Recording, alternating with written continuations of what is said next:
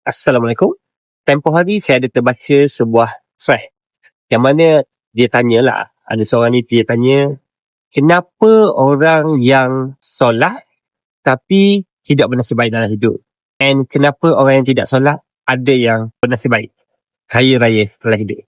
Saya pertama sekali, saya bukanlah seorang agamawan, tapi saya suka berfikir dari sudut causes and effect.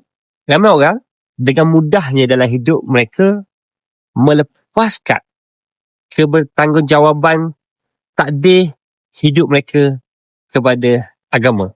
Mereka mengandaikan semua perkara dalam hidup akan selesai hanya kerana mereka telah solat. Sebenarnya, kenapa ada orang yang tidak solat tapi berjaya? Kerana dia bukan soal solat atau tidak. Solat bukan tangkap. Solat bukanlah sumber kepada kekayaan. Solat adalah sebuah obligasi kepercayaan.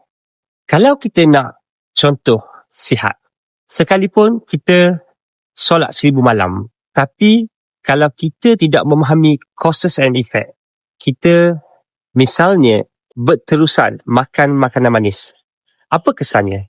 Sekalipun kita berdoa setiap hari, setiap saat, kita akan tetap dapat penyakit. Okey, itu saja untuk hari ini. Assalamualaikum.